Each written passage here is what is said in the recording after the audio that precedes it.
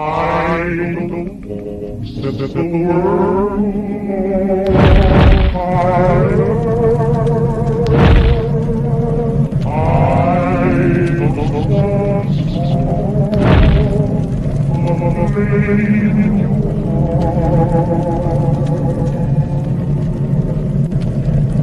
In my I have a lonely desire.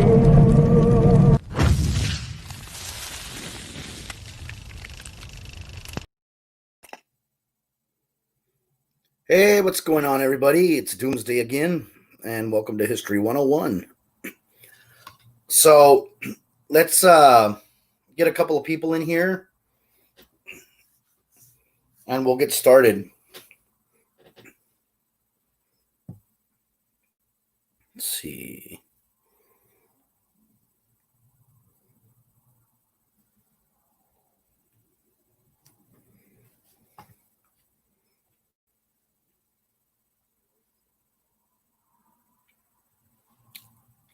All right, Liz Clevenger, what's up?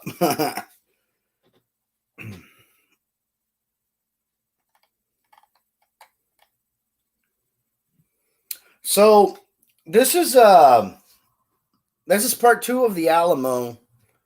So I don't know. Last Monday we talked about the Alamo, the building itself, and what happened there. So now we're going to get into talking about the people, the men who died at the Alamo. And let's get into this already. So the first person we're going to be talking about right now is Jim Bowie. Okay. Huh. Okay. So James, aka Jim Bowie, is from Kentucky. Oh shit.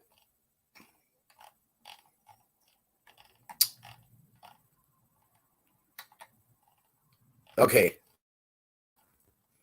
Trying to get my notes here.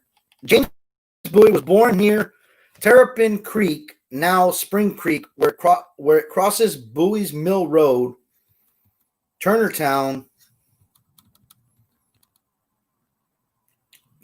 Road, 9 miles southwest of Franklin, Logan County, now Simpson County, Kentucky. Probably on April 10th, 1796, he was the son of Reason, or Reason, R-E-Z-I-N, and Elf Ap Castby Johns Bowie. In 1794, Reason Bowie had moved his family from Tennessee to Logan County, where he farmed and operated a grist mill with the help of 8 slaves. In February 1800, he moved to Madrid, in what is now Missouri. On May 2nd, 1801, at Rapids, Louisiana, Reason Bowie and his brothers David, Ree, and John swore allegiance to the Spanish government.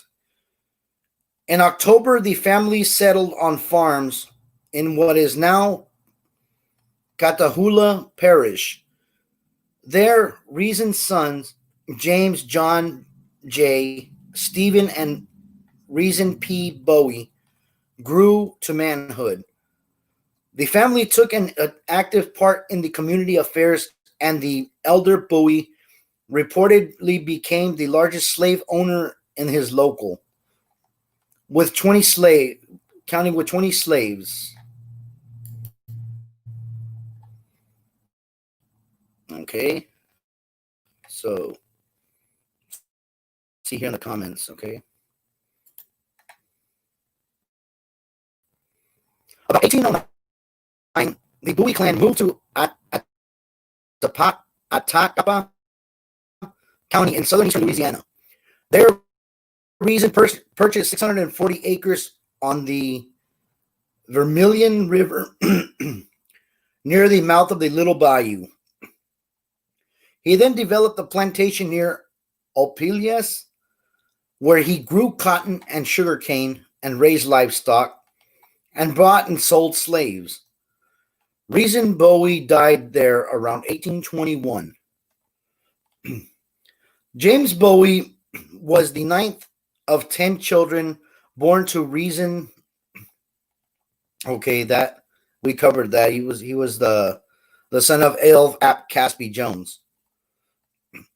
So Bowie's father was of Scottish descent and his mother was of Welsh ancestry. At the time of Bowie's birth, his father owned 8 slaves, 11 head of cattle, 7 horses, and 1 stud horse, involved in the Texas Revolution and fought in the Battle of Nacogdoches. Bowie became internationally famous as a result of a feud with Norris Wright, the sheriff of Rapids Parish. Bowie supported Wright's opponent in the race for sheriff, and Wright, a bank director, had been instrumental in turning down a Bowie loan application. After confrontation in Alexandria one afternoon, Wright fired a shot at Bowie, after which Bowie resolved to carry his hunting knife at all times. The knife he carries had a blade that was 9.25 inches, 23.5 centimeters long, and 1.5 inches wide. The following year, on September 19, 1827, Bowie and Wright attended a duel on the sandbar outside of Natchez, Mississippi. Bowie supported duelist Samuel Levy Wells, while Wright supported Wells' opponent, Dr. Thomas Harris Maddox. The duelists each fired 2 shots. As neither man had been injured, resolved their duel with a handshake. Other members of the group, who had various reasons for disliking each other, began fighting. Bowie was shot in the hip. After regaining his feet, he drew a knife described as a butcher knife and charged his attacker, who hit Bowie over the head with his empty pistol, breaking the pistol and knocking Bowie to the ground. Bowie, yes, like the knife. That's true. That's where actually the Bowie knife came from. Is from Jim Bowie, or Jim Bowie. I call him Jim Bowie. But yes, that's where the knife came from. All right. So, shit. Where'd I go here? Okay. Oh wow, shot in the hip. Hold on. Okay. Wright shot and missed the prone Bowie, who returned fire and possibly hit Wright. Wright then drew his sword cane and impaled Bowie. When Wright attempted to retrieve his blade by placing his foot on Bowie's chest and tugging, Bowie pulled him down and disemboweled Wright with his large knife. Wright died instantly, and Bowie, with Wright's sword still protruding from his chest, was shot again and stabbed by another member of the group. The doctors who had been present for the duel removed the bullets and patched Bowie's other wounds. Newspaper picked up the story, which became known as the Sandbar Fight, and described in detail as Bowie's fighting prowess and his unusual knife. Witnesses' accounts agreed that Bowie did not attack first, and the others had focused their attack on Bowie because they considered him the most dangerous man among their opposition. See, now that kind of reminds me of something right here, you know? I'm not going to get into it, but it does kind of remind me of something. Anyhow, the incident cemented Bowie's reputation across the South as a superb knife fighter. There is a disagreement among scholars as to whether the knife used in this fight was the same as what is known as the Bowie knife. So they didn't know if that was the knife used, if that was the actual Bowie knife. But also called an Arkansas toothpick, multiple accounts exist of who designed and fabricated the first Bowie knife. Some claim that Bowie designed it, while others attribute the design to noted knife makers of the time. However, in a letter to the Planters Advocate, Reason Bowie claimed to have invented the knife. So it wasn't Jim Bowie that made the knife. It was claimed that his brother or something his the reason made the knife. Many Bowie family members, as well as most authorities on the Bowie knife, tend to believe that it was invented by Reason. Reason Bowie's grandchildren, however, claimed that Reason merely supervised his blacksmith, who was the creator of the knife. After the sandbar fight and subsequent battles in which Bowie used his knife to defend himself, the Bowie knife became very popular. Many craftsmen and manufacturers made their own versions, and major cities of the old Southwest Bowie knife schools had taught the art, cut, trust, and paray. His fame and that of his knives spread to Britain, and by the early 1830s, many British manufacturers were producing Bowie knives for shipment to the United States. Okay, so let's go to the comments here. Sorry I'm late, brother was doing a live feed. Yeah, I saw that, Tom. Yeah, badass, man. Badass. So let's get back to the story here. The design of the knife continued to evolve, but Bowie knife is now generally considered to have a blade of 8.25 inches long and 1.25 inches wide, with a curved point, a sharp false edge cut from both sides, and a cross guard to protect the user's hands. So that was David Bowie. So the next one we're going to get on to is, give me a second here.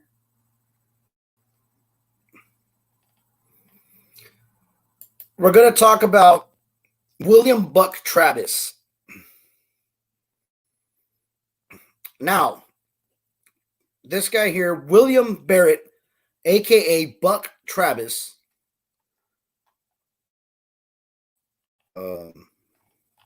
Oh, what's wrong here?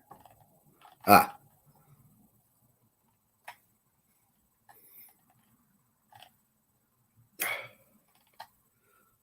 Give me a second, guys. This thing's running really slow. Okay. So Buck Travis was a 19th century American lawyer and a soldier. At the age of 26, he was a lieutenant colonel in the Texas Army. He died at the Battle of the Alamo during the Texas Revolution. Travis County and Travis Park were named after him for being the commander of the Republic of Texas at the Battle of Alamo. Travis's grandfather, Berwick, also known as Barrett Travis, came to British colonies of North America at the age of 12, where he was placed in indentured servitude for more than a decade. Barrett's ancestors came to North America in the late 1600s, and Barrett's grandfather was born in Precumans, North Carolina, but went back to the United Kingdom for his medical training. A descent of the Traverse of Tulketh Castle in Preston, England, Barrett had a life that hardly resembled his ancestors' glory and wealth. After working his period of servitude, he traveled south to the colony of South Carolina, where he received a grant over 100 acres of land in what is now Saluda County, South Carolina. A year later, he married Anne Smallwood, and they lived out their lives there. They had 4 daughters and 3 sons, including Mark Travis and the Baptist missionary Alexander Travis. Mark Travis married Jemima Stallworth on June 1st, 1808. She gave birth to William Barrett Travis on August 1st, 1809. Records differ as to whether his date of birth was the 1st or 9th of August, but his youngest brother, James C. Travis, who was in possession of the Travis family Bible at the time of his statement, indicated that William was born on the 1st. Mark and Jemima had 9 other children over the next 20 years. Travis's uncle Alexander migrated to the new territory of Alabama following the War of 1812.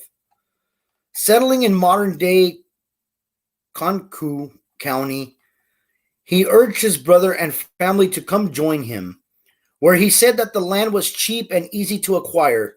So Mark took his family, including young William, then age 9, to Alabama. They settled in the newly forming town of Sparta, where Mark Travis purchased the very first certificate from the Sparta Land Company. So let's go to the comments here. Hi, Natalie.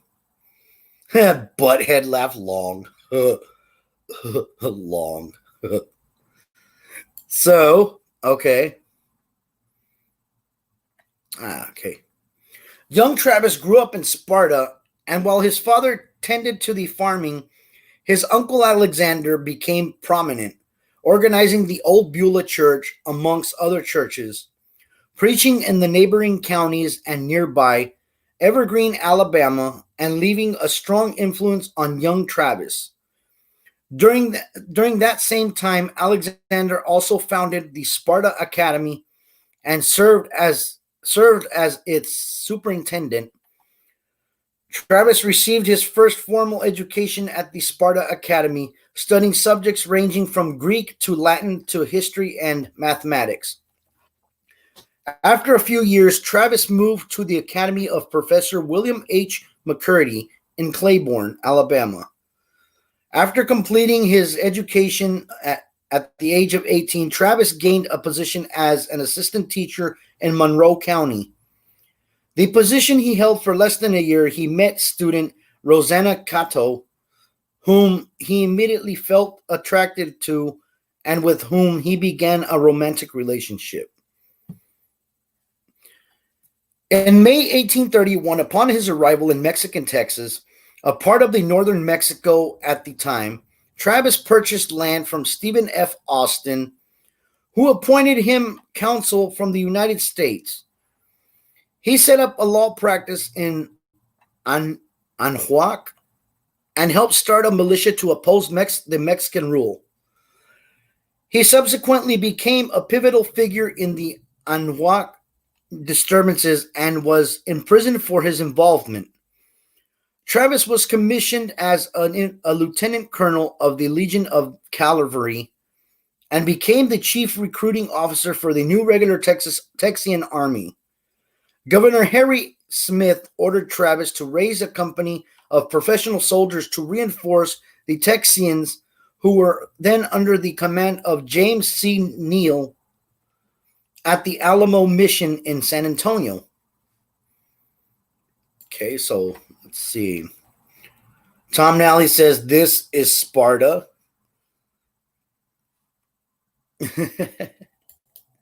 All right. So Travis considered disobeying his orders, writing to Smith, "I am willing, nay anxious, to go to defense of Bexar. But, sir, I am unwilling to risk my reputation.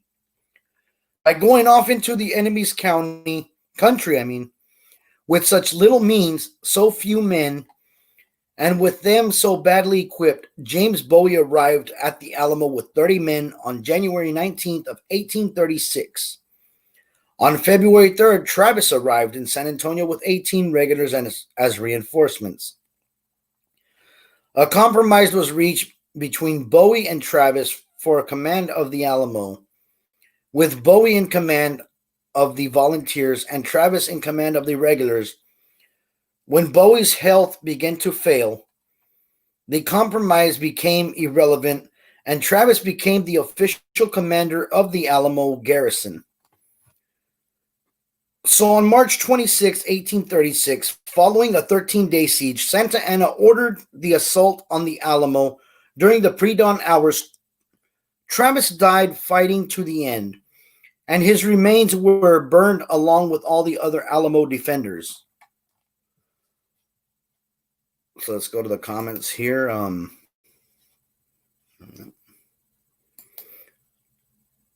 right.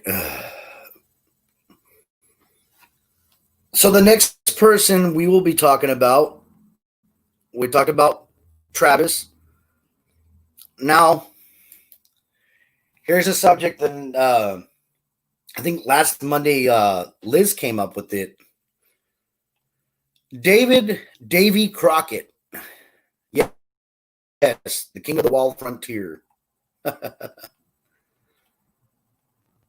Let's read into him. Okay, so David, or known as Davy Crockett, frontiersman, congressman, and defender of the Alamo, son of John and Rebecca Hawkins Crockett, was born in Greene County, East Tennessee on August 17th, 1786.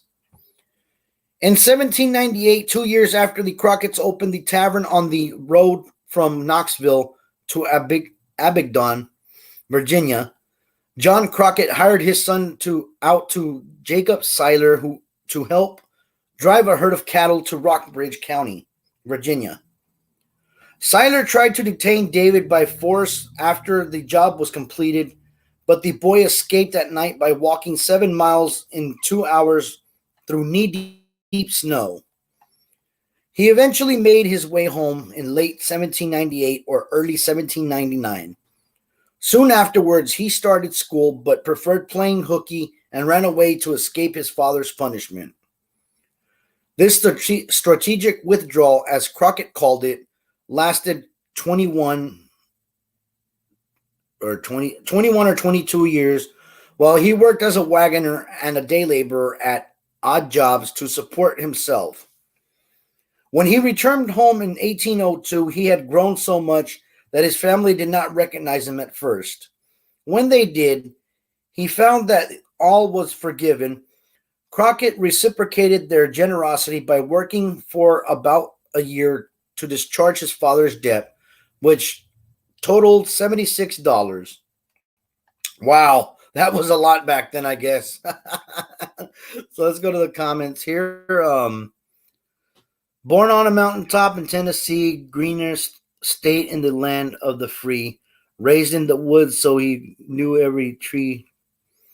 Killed him a bar when he was on 3. Davy, yeah, I remember that song. So Liz says, I think Damon Bard actually came up with that subject. To tell you the truth, I really don't remember, but I do know, I remember it was brought up. Calvin Jr. Hi, Calvin. Hope you're having a great night. So let's go here again. And subsequently returned to school for 6 months. Crockett and the 30-man armed brigade arrived in Nacogdoches, Texas, in January 1836 during the Texas War for Independence. Crockett swore allegiance to the provisional government of Texas in exchange for land and arrived in San Antonio at the Alamo mission in February. On February 23rd, President General Santa Anna and thousands of his troops led a siege to the Alamo against no more than 200 Texan volunteers, soldiers, including Crockett and his men, whose sharpshooting skills and long rifles proved invaluable in the fight. Despite Texas Commander Sam Houston's advice to abandon San Antonio, the Alamo defenders dug in and held out for 13 days until Mexican soldiers overran their defenses on March 6 and killed them all. Crockett's death at the Battle of the Alamo burnished his reputation as a hero and cemented his legendary status. So, in 1954, Walt Disney produced a television series based on Crockett's life titled Davy Crockett, with Fess Parker as Crockett. The series introduced a famous song, The Ballad of Davy Crockett by George Burns and Thomas W. Blackburn, and gave the world a still popular image of the patriotic Crockett holding a long rifle while wearing frontier clothes and a coonskin cap. Throughout the 20th century and beyond, Crockett's likeness and adventures were represented in plays, novels, comic books, and films, including the 1960 film The Alamo, starring John Wayne as Davy Crockett. Dozens of parks, schools, and other entities are named for Crockett, including Davy Crockett National Forest in Texas, Davy Crockett State Park in Tennessee, and the Davy Crockett Nuke. Yes, that's right. They actually made a nuclear bomb. They named a nuclear bomb after him.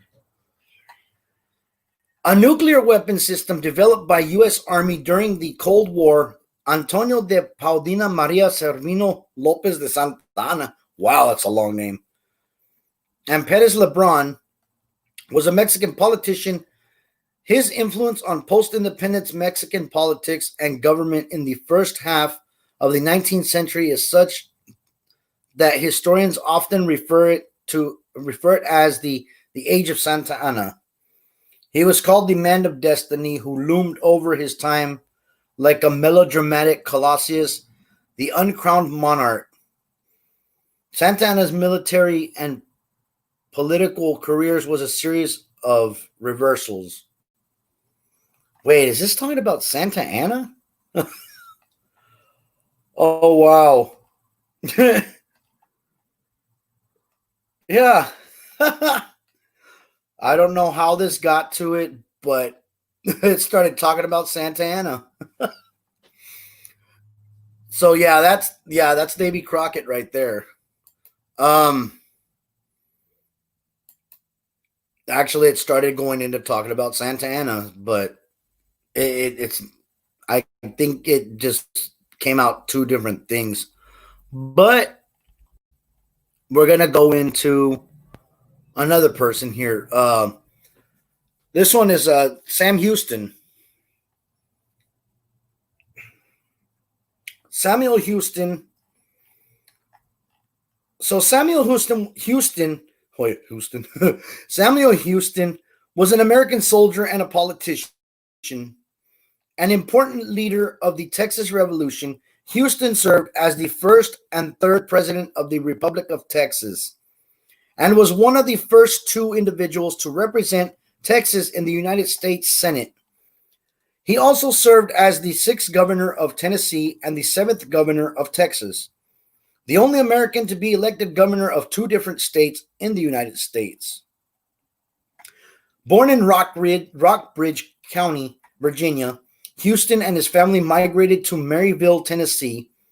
When Houston was a teenager, Houston later ran away from home and spent about 3 years living with the Cherokee, becoming known as Raven. He served under General Andrew Jackson in the War of 1812. And after the war, he proceeded over to the removal of many Cherokee from Tennessee. With support of Jackson and others, Houston won election to the United States House of Representatives in 1823. He strongly supported Jackson's presidential candidacies, and in 1827, Houston was elected as the governor of Tennessee. In 1829, after divorcing his first wife, Houston resigned from office and joined his Cherokee friends in Arkansas's territory. Houston settled in Texas in 1832 after the Battle of Gonzales. Houston helped organize Texas provisional government and was selected as the top-ranking official in the Texan Army. He led Texan Army into victory at the Battle of San Jacinto, the decisive battle in Texas' war for independence against Mexico. After the war, Houston won election in 1836, Texas presidential election. He left office due to term limits in 1838, but won election to another term in 1841. The Texas presidential election, Houston played a key role in annexation of Texas by the United States in 1845. And in 1846, he was elected to represent Texas in the United States Senate. So let's go here in the comments. Okay, so Sam Houston joined the Democratic Party and supported President James K. Polk prosecutions of the Mexican-American War. Houston's Senate record was marked by his unison and opposition to extremists from both the North and the South. He voted for the Compromise of 1850, which settled many of the territorial issues left over from the Mexican American War and the annexation of Texas. He later voted against the Kansas Nebraska Act because he believed it would lead to increased sectional tensions over slavery, and his opposition to that act led him to leave the Democratic Party. He was an unsuccessful candidate for the presidential nomination of the American Party in 1856. Presidential election and the Constitutional Union Party in the 1860 presidential elections. In 1859, Houston won elections as the governor of Texas. In this role, he opposed secession and unsuccessfully sought to keep Texas out of the Confederate States of America. He was forced out of office in 1861 and died in 1863. Houston's name has been honored in numerous ways, and he is the eponym of the city of Houston, the fourth most populous city in the United States. So in his early life, Houston was born in Rockridge County, Virginia on March 2nd to Samuel Houston and Elizabeth Paxton. Both Houston's parents were descended from the Scottish and Irish immigrants who had settled in the British North America in the 1730s. Houston's father was descended from Ulster Scots people by 1793. The elder Sam Houston owned a large farm and slaves and served as the colonel in the Virginia militia.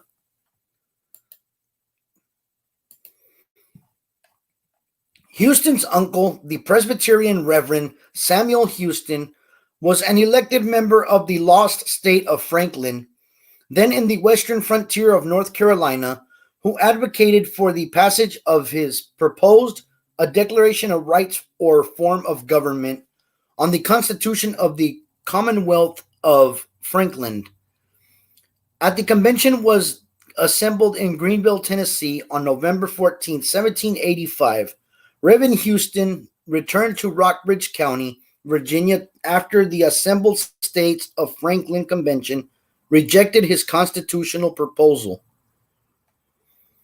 Houston had 5 brothers and 3 sisters, well as dozens of cousins who lived in the surrounding areas, according to biographer John Hoyt Williams. Houston was not close with his siblings or his parents, as they rarely spoke of them in his later life. Houston did take an interest in his father's library, reading works by classical authors like Virgil, as well as more recent works by authors such as Jedediah Morse.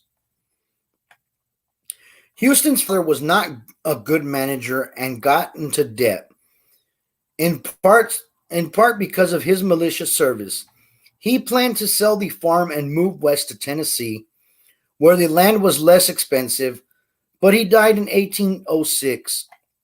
Houston's mother followed through on those plans and settled the family near Maryville, Tennessee, the seat of Blount County, Tennessee. At this time, Tennessee was on the American frontier, and even larger towns like Nashville were vigilant against Native American raids.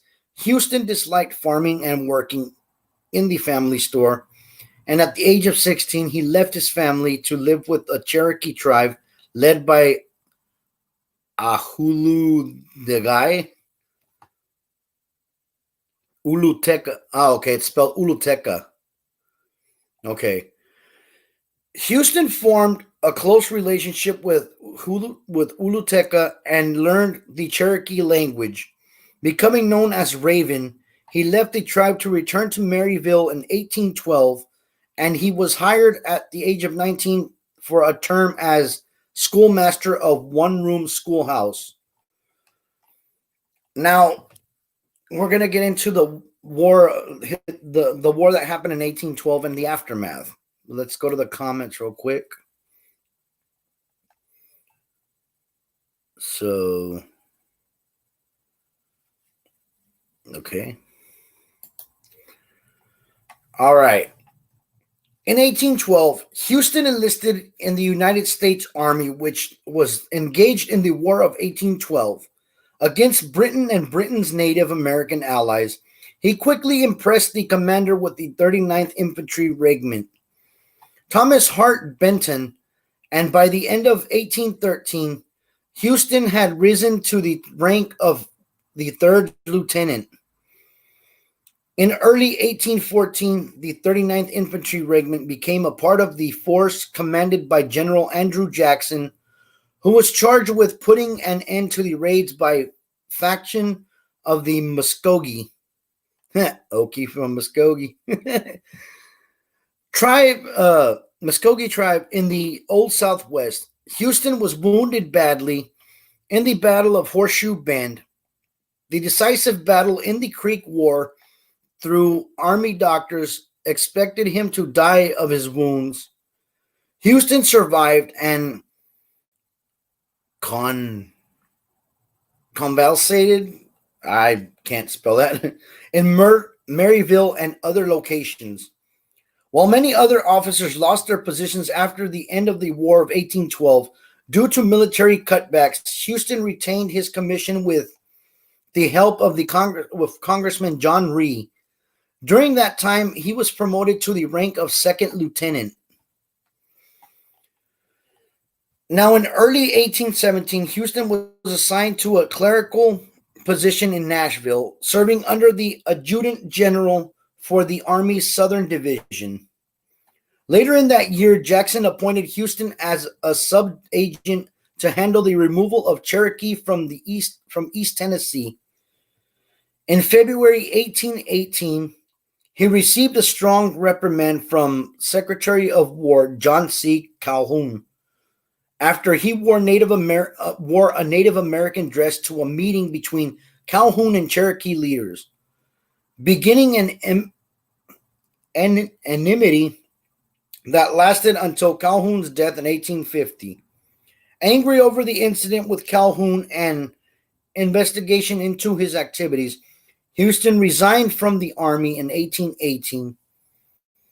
He continued to act as a government liaison with the Cherokee, and in 1818 he helped some of the Cherokee resettle in Arkansas's territory. So we're going to get into the political exile and the controversy that he caused. Go ahead. Oh, why is there always someone named Thomas in these stories? Oh my God. Damn you, Tom. Hey, Tom, do they pass out? So we're going to get into the political exile and controversy here. Houston was reunited with, I forgot this dude's name, Ula something, group of Cherokee in mid-1829. Because of Houston's experience in government and his connections with President Jackson, several local Native American tribes asked Houston to mediate disputes and communicate their needs to the Jackson administration. In late 1829, the Cherokee accorded Houston tribal membership and dispatched him to Washington to negotiate several issues. In anticipation with the removal of remaining Cherokee east of the Mississippi River, Houston made an unsuccessful bid to supply rations to the Native Americans during their journey. When Houston returned to Washington in 1832, Congressman William Stanberry alleged that Houston had placed a fraudulent bid in 1830 in conclusion with the Jackson administration. On April 13, 1832, after Stanberry refused to answer Houston's letters regarding the incident, Houston beat Stanberry with a cane. A la madre. Savage. After the beating, the House of Representatives brought Houston to trial. By a vote of 106 to 89, the House convicted Houston, and Speaker of the House Andrew Stevenson formally reprimanded Houston. A federal court also required Houston to pay $500 in damages. Not that bad back then. Well, for them it was. So, in mid 1832, Houston's friend William H. Wharton and John Austin Wharton wrote to convince him to travel to the Mexican possession of Texas, where unrest among American settlers was growing. The Mexican government had invited Americans to settle the sparsely populated region of Texas. Oh my God. But many of the settlers, including the Whartons, disliked the Mexican rule. Houston crossed into Texas in December 1832, and shortly thereafter, he was granted land in Texas. Houston was elected to represent Nacogdoches, Texas, at the Convention of 1833, which was called to petition Mexico for statehood. And this is what they're talking about: is Texas was a part of this. They were talking about Coahuila and Texas. Houston strongly supported statehood and chaired a committee that drew a proposed state constitution. After the convention, Texan leader Stephen F. Austin petitioned that Mexican government for statehood, but he was unable to come to an agreement with President Valentin Gomez Farias in 1834. Antonio Lopez de Santa Anna assumed the presidency, took on new powers, and arrested Austin. In October 1835, the Texas Revolution broke out with the Battle of Gonzales, a skirmish between Texan forces and the Mexican army. Shortly after the battle, Houston was elected into consultation, a congregation of Texas leaders. Let's go over here to the comments real quick. And then the chancla came out, right? Every Tom, Dick, and Harry peeping Tom girl. Este guy. Ay, no, te digo. So, along with Austin and others, Houston helped organize the consolation into a provisional government for Texas. In November, Houston joined with most other delegates in voting for a measure that demanded Texas statehood and the restoration of the 1824 Constitution of Mexico. The consolation appointed Houston as a major general and the highest ranking officer of the Texian Army. Though the appointment did not give him effective control of the militia units that constituted the Texian Army, Houston helped organize the Convention of 1836, where the Republic of Texas declared independence from Mexico, and appointed him as commander-in-chief of the Texas Army. Shortly thereafter the declaration, the convention received a plea for assistance from William B. Travis, who commanded Texas forces under the siege by Santa Anna at the Alamo. The convention confirmed Houston's command of Texian Army and dispatched him to lead a relief of Travis's force, but the Alamo fell before Houston could organize his forces at Gonzales, Texas. Seeking immediate Texan forces into surrender, the Mexican army killed every defender at the Alamo. News of the defeat outraged many. I'd be outraged too, shit. God damn. Texan and caused desertion in Houston's ranks. Commanding a force about 350 men that numerically was inferior to that of Santa Anna, Houston retreated east across the Colorado River. Oh shit, Colorado. Throughout the provisional government, as well as many of his own subordinates, urged him to attack the Mexican army. Houston continued the retreat east, informing his soldiers that they constituted the only army in Texas now present. There are but a few of us, and if we are beaten, the fate of Texas is sealed. Santa Anna divided his forces and family caught up to Houston in mid-April 1836. Santa Anna's force of about 1,350 soldiers trapped Houston's force of 783 men. Damn, they were outnumbered bad. So he trapped them. He trapped them in a marsh. Rather than pressing the attack, Santa Anna ordered his soldiers to make camp. On April 21st, Houston ordered an attack on the Mexican army, beginning the Battle of San Jacinto. The Texans quickly routed Santa Anna's force through. Houston's horse was not shot out under him, and his ankle was shattered by a stray bullet.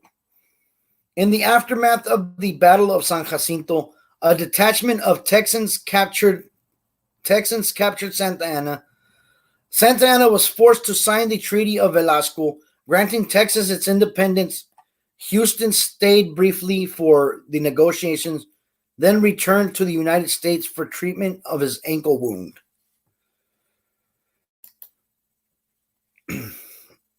The stars at night are big and bright. Deep, deep, deep, deep, deep in the heart. Oh my God, geez. Stop. All right, guys. It's 10:43. Do you know where your children are? Seriously, do you know where your children are? Go find them. No, I'm just kidding. So I'm gonna have to conclude this because seriously, it's been a long day. I'm tired, and well, I've been babbling a lot.